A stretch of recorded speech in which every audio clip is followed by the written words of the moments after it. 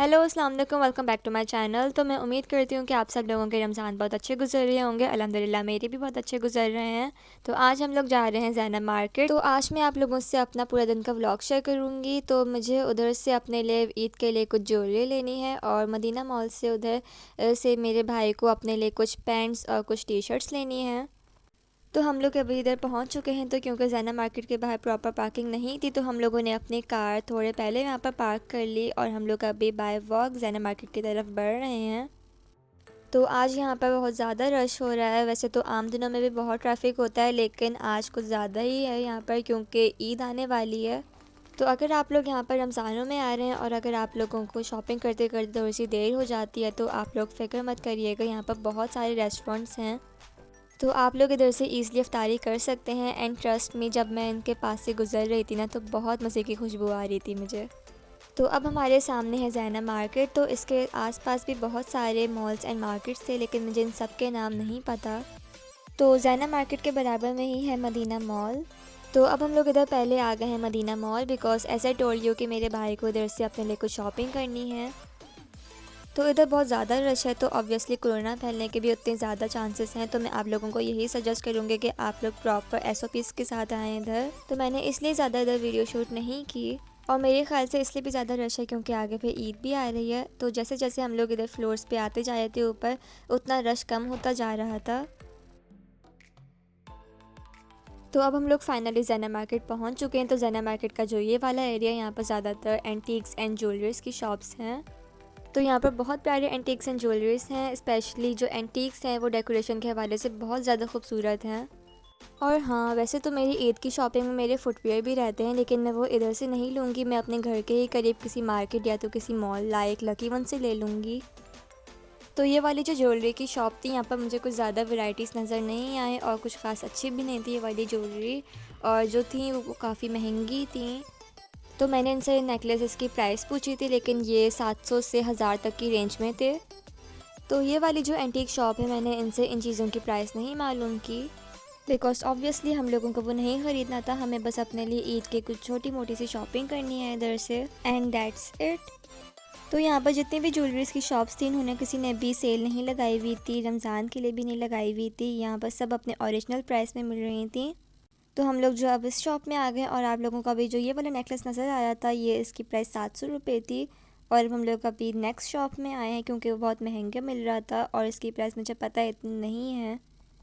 ये सब ठीक है, 700 रुपये का सेट और भी सब बहुत सारे डिज़ाइन क्या ना राजस्थानी होती है। हाँ, राजस्थानी होती है, इंडिया का ये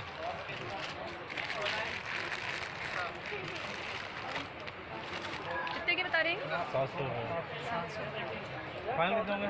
सर ये फिक्स रेट होते हैं भाई, नमाज़ पढ़ने हैं इसको बताइए, पूरी मार्केट की गारंटी है। तो आप लोगों ने सुना इसकी जो प्राइस थी वो थी 700 लेकिन हम लोगों ने जब बार्गेनिंग की तो इन्होंने इसको 500 तक का कर दिया था। तो आप लोग जो भी देख रहे हैं हम लोगों को इसकी प्राइस ज़्यादा लगी और हम लोग अभी आगे बढ़ने लगे तो इन्होंने ख़ुद ही इसकी प्राइस कम कर दी। 700 रुपये से सीधा 500 रुपये कर दिया, यानी कि 200 रुपये कम कर दिए। तो ये आप लोगों के लिए भी एक बार्गेनिंग टिप है। अगर आप लोग इस तरह के किसी मार्केट आते हैं और अगर आप लोगों को किसी चीज़ की प्राइस ज़्यादा लगती है तो आप लोग आगे बढ़ने लगें तो वो शॉप वाले इसकी प्राइस इस तरह से कम कर देंगे।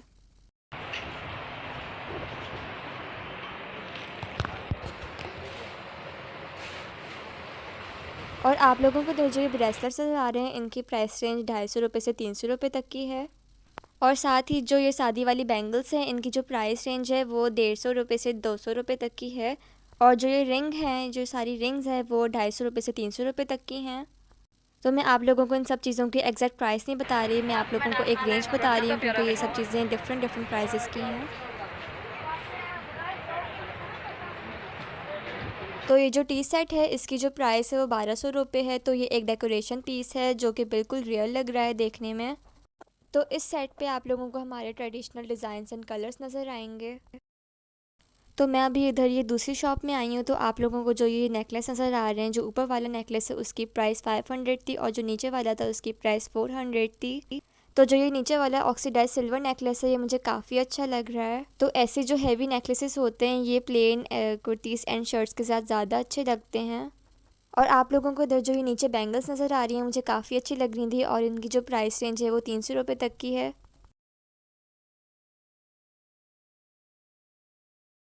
और आप लोगों को इधर जो मेरे फिंगर में जो ये रिंग नज़र आ रही है इसकी प्राइस 300 रुपये तक की थी, लेकिन जब मैंने बार्गेनिंग की तो इन्होंने मुझे 200 रुपये की दे दी।